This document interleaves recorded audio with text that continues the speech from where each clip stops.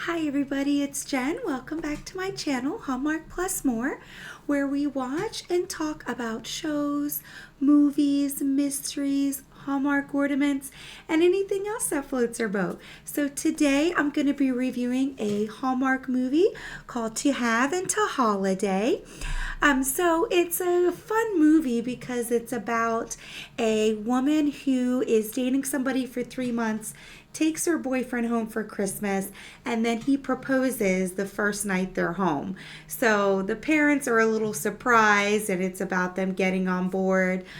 Just looks like a fun movie. The main character, she's named Celeste in the movie, is actually played by the actress Madeline, and she was in a movie that I've watched before on Hallmark Channel called 3 Bed, 2 Bath, 1 Ghost. And she played the ghost in the movie, and she was phenomenal. The reason why I love that movie is because she played a ghost that was haunting her house from the 1920s. And she was such a great actress in that movie. She won over the movie for me. I watched that movie because of her. So when I saw that she was in this movie, nevertheless the main actress, I was excited to watch it, and it just seemed like it had a fun plot, right? So definitely let's get into the review. I hope you guys enjoyed the movie.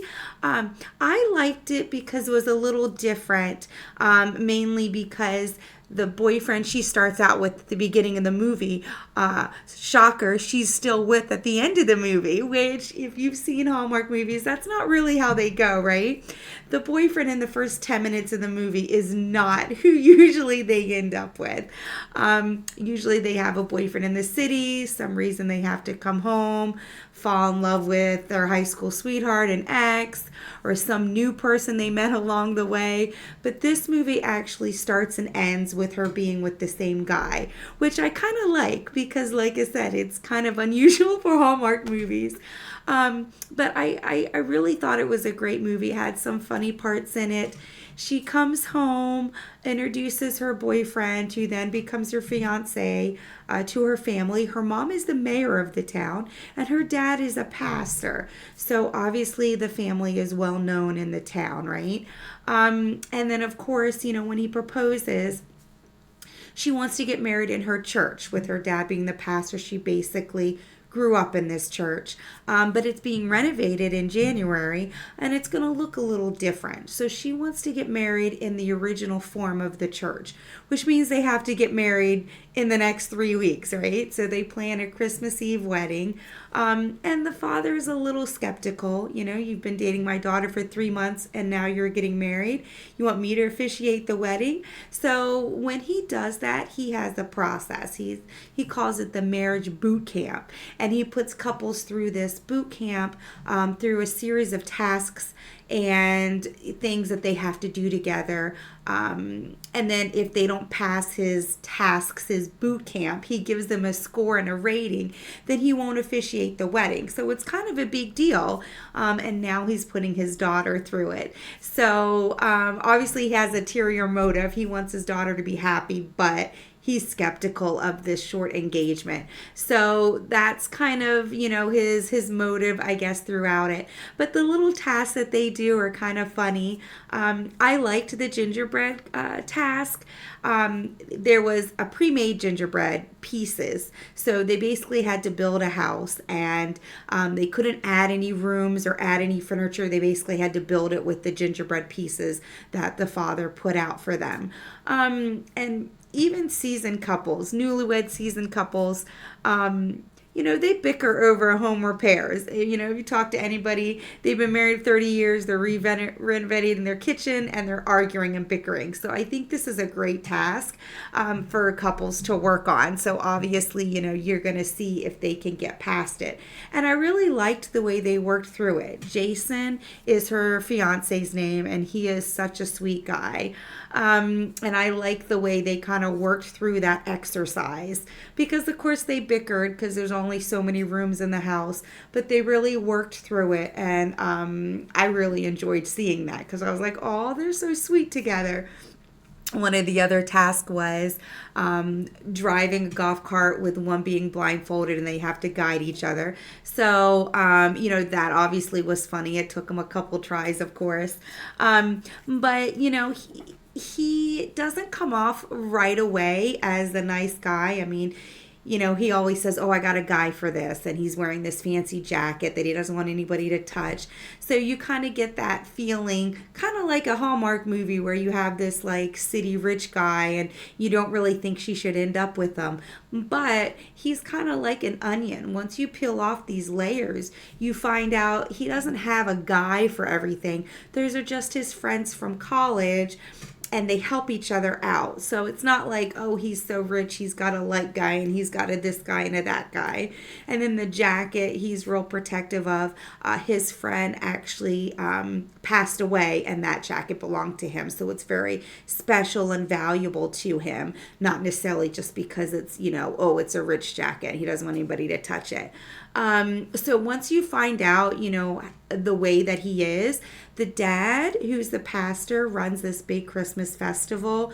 One of the big money makers and brings people into the town is a tree lighting ceremony. And he was so preoccupied with his daughter, he didn't pay for the lights. So therefore, they sold him to somebody else. And he was kind of in a pickle, so to speak, calling places. And then the fiance kind of saved the day and said, oh, I have a light guy, which we learned wasn't really a light guy, just one of his friends that was able to help out. So you kind of see throughout, you know what I mean? He's really a nice guy.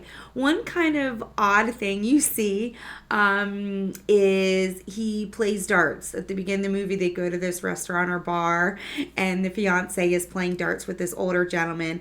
And you find out later Celeste actually tells him, hey, you need to lose. And he's like, oh, what's the big deal? He plays this old guy in darts, and he wins. Well, it turns out this older gentleman that he played in darts is the town mailman, and apparently he has a very weak ego, and everybody in the town lets him win at darts. And so since Jason, the fiance, didn't really know that about his weak ego and he beat him, everybody's mail was wrong. He was delivering packages to the wrong houses. And then everybody in town was like, oh, way to go. Celeste's fiance, now all my packages are going to the wrong place and I'm never getting my mail. So apparently the town mailman has such, low self-esteem that like everybody has to beat him in darts, and he gets so depressed when he loses that he messes up everybody's mail because he just doesn't care. So that's cute little side note. I mean, to me it sounds silly that a grown man would be so depressed to mess up mail and packages, but I think it shows that plot of the new guy in town. The town people doesn't like him, all their mail is late and going to the wrong addresses. But he did come through for the town with the lights, and you can kind of see him shine on how much he loves Celeste, going through these silly little tasks with the marriage boot camp. But they do find out, things about each other. I feel like they grow as a couple, which in my opinion is really what the boot camp is about. It's not just something he made up for his daughter. He puts all the couples through this marriage boot camp in order to make sure they're right for each other. So that's just something personal he does. So, like I say, it was definitely odd with with the mailman being so depressed he's messing up packages. But also one of the things that was kind of sweet with the dad, he's having a hard time with this, obviously. And he keeps having these flashbacks of his daughter as a little girl. And I think anybody who's a parent or a grandparent knows exactly what he's going through, She's talking and you picture her as a little girl, you know what I mean? Even though she's a grown woman. So I think he's just kind of having a hard time letting go. And realizing she's going to get married and move to New York and never come back home. He really thought she was going to come back home for good for Christmas. She had got fired from her job, so, the dad was like, okay, she has nowhere to go. She's going to come home for good. And then she comes home with a boyfriend who turns into his fiance that day, the first night they're there. So, it was definitely interesting. I love her childhood friend, Tracy. Her her husband Tim. She's pregnant and she's been with her husband Tim. They met in kindergarten. So it was cute to see more of like a seasoned couple, as you kind of compare them to Celeste and Jason just knowing each other 3 months and getting married. So I definitely like those side characters. They were great. And then later you meet Jason's parents, and they are just so cute together. They were married after 2 days. They met on a spiritual retreat, and you can tell that the father was not happy with that. Like, he was dropping stuff in the kitchen, and he seemed a little annoyed. Like, hey, you're supposed to come here and tell your son Jason this is a bad idea, right? You're supposed to be on our team, our secret team of not being okay with this. And they were overjoyed. They were so happy Jason was getting married. Like I said, they said true love. They met after 2 days, or got married after 2 days. They met on a retreat and were married 48 hours later. And years later, obviously, Jason's a grown man getting married, and they're still married. So, Jason just saw his parents, fall so quickly and are still happy to this day. So I really loved his parents coming on board because they were just such a cute couple. And a side note to people who love Hallmark ornaments, they did show some of the ornaments they were putting on the tree when they were decorating it, and it looked like an ornament from this year. Now, obviously, I can't be 100% sure, but it looked like the vintage Santa ornament from this year, from 2024 Dream Book, if anybody collects Hallmark ornaments. So I love that little, that little goose egg there, that little egg there that we kind of saw, that it could be a 2024 ornament. Now, whether it was or not, but me personally, loving Hallmark ornaments, I loved seeing that. I was like, oh, that looks just like an ornament for this year. So if anybody likes ornaments, I'm sure you kind of liked seeing that as well. And then, of course, one of the other tasks, so to speak, on this marriage boot camp, one of them was trivia night. And Celeste even said, is this part of the boot camp? And she said, yes, but it's not normally public. They actually did it with other couples, their parents and Jason's parents. So it was 3 couples all answering the same questions. And of course, Celeste and Jason, they killed it. They won. And I think they surprised everybody that they got all their answers right. So I really loved that. And then, of course, there's always a little conflict. Her ex, Dean, his name is Dean, dated her. And then, of course, when he found out she was coming home, the pastor, her dad, was like, oh, come over to the house. Maybe you guys can get back together. Of course, he comes over and she's there with her new fiance, so a little awkward. But he is a pastor in training, so he's really close with her dad because he's in the church all the time. So you always kind of have that conflict, and I thought that went really well because towards the end, he just wants her to be happy, and becoming a man of the cloth, you don't really get jealous of sabotage stuff because that's just not Christ-like when he's wanting to be a pastor. So I really like that, towards the end, he kind of was getting on board along with the dad. And then the best part is, like I said at the beginning, they actually get married. There's no other person in the mix. The movie started with them together and it ended with them together as them getting married. So, I definitely liked that. I mentioned Tracy and Tim, which was, her friend, and they've been married forever, and she was pregnant and having a baby. She does have her baby at the end, and Jason helps because he's such a good guy. But they have a little side bet, and that was so cute. They lost the bet. And they had to do this kind of like embarrassing robot dance, at their reception. And I just thought that was such a cute way to end it because they're such a fun couple. So definitely a great movie. Like I said, I was a little surprised that they ended up getting married at the end because, again, Hallmark movies are known for that, right? There's always a boyfriend or girlfriend at the beginning, and then within the first 20 minutes, you're like, yeah, they're not going to stay together. They're going to go home to their hometown and find their true love along the way because they got stranded somewhere, or they fall back in love with their ex or something like that. So this movie I liked because I liked the couple from the beginning. You see the fiance or the boyfriend at the time, Jason. he's a great guy, and so you kind of root for him to stay in the movie. And they did. They ended the movie with them getting married. So great job, Hallmark. A little bit different than your typical movies, and I loved it. It was very fun, and of course, I loved the actress Madeline. I told you I loved her in a 3-bed, 2-bath, 1 ghost. If you haven't seen that movie, check it out. She is phenomenal as the ghost. I will watch it every time it comes out. But I hope you liked, kind of the movie and the discussion. Now, what I always do when I watch Hallmark movies is I always do a rating, and I base my rating on 4 things really. What did I love about the movie? What I disliked or didn't love? Were the actors believable? And when I say believable, I don't mean was the story, could actually happen in real life. I don't really mean that it was realistic. I mean, was it believable? Did I believe the characters? Did I believe Celeste really was, a woman bringing her fiance home? Did I really believe that her dad, Mark, was the pastor and her mom was the mayor? So, I mean, did I really feel like the actors jumped into those roles and portrayed those? So, if I could go into that little make-believe world and they would really be those characters. And then the last thing I always go for with reviews is the feels, just the overall feel of the movie. And then that's how I come up with my rating. So, there's a lot of things that I loved. I mentioned earlier, I loved that she was able to stay with the man she started the movie with and actually marry him at the end, which was so sweet.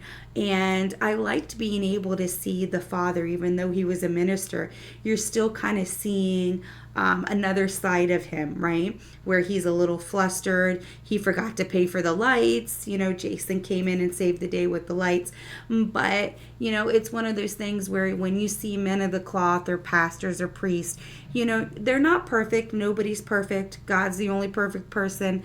But you think, oh, okay, they're at a different level than you, what I mean? And to see him just as a regular jealous or frustrated father making mistakes, having outbursts. He kind of flipped out on Jason and had to go back and apologize, and kind of seeing him more human, I liked, because I feel like in this day and age people think other people are better than everybody else, and it's nice to see how down to earth people in different roles can be. Same thing with her mom being the mayor. She was really down to earth. She kind of put her husband in line, which I liked, you know what I mean? Because if you're wrong, you got to call him out on it, right? You being a spouse, being in any kind of relationship, that's what you want. You want somebody to call you out when you do something wrong. And I loved that you kind of saw that realism in this parents' relationship.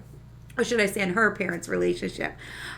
So what did I dislike? The only thing, I wouldn't really call it a dislike. I wasn't a fan of the whole storyline with the darts. I know it was supposed to be funny and a way for the town to kind of dislike the new guy. He won at darts, so now everybody's upset because their mail and their packages are going to the wrong place or delayed. But I just didn't really... I don't know, I just didn't really like that, because to me, an older gentleman being so depressed, losing one game of darts, I mean, everybody in the town pretends to lose. So, I mean, he's losing one game and he's so depressed that he's messing everything up. I mean, that was just, I don't know. I mean, I just didn't really like that. I was like, come on, it's just one game. Everybody else he beats. You can't be that depressed, right? But it was still fun. It's just, I wouldn't say I totally disliked that. I was just thought, it was just a little silly. But, believable, yes. I told you I loved Madeline. I think she's an amazing actress. So yes, I completely believed her. I loved Jason from the beginning, her fiance. Great actor, played him great. He was so nice and sweet. I was rooting for them to stay together throughout the whole movie, and I loved the way they portrayed their relationship. That was great. Even with Celeste kind of getting upset and kind of going off on her dad, which she had a right to do, but still just having that realism.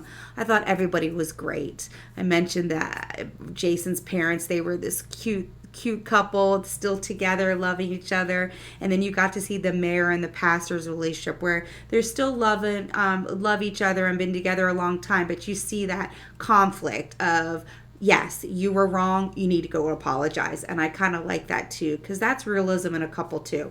Jason's parents, you saw the lovey-dovey part, and you saw, the realism of a relationship with the mayor and the pastor's relationship. So I do love that. Very believable. Overall feel of the movie, my feels, I call it. I thought it was great. It just makes you love, so I was like, I thought it ended great. So I usually will do kind of like a rating of how I thought the movie went. So for this, even though, I thought there was a couple of silly parts, I definitely will, because I really like that actress for sure. So for this movie, my Jen rating, I actually am going to rate it 4 gold crowns. So Hallmark, I thought it was great. The 4 gold crowns. Definitely love the actress Madeline. Bring her back in more Hallmark movies. If you get a chance, watch 3 Bed, 2 Bath, 1 Ghost. She's amazing in it. So I appreciate you staying and watching my video and the review. And until next time, bye.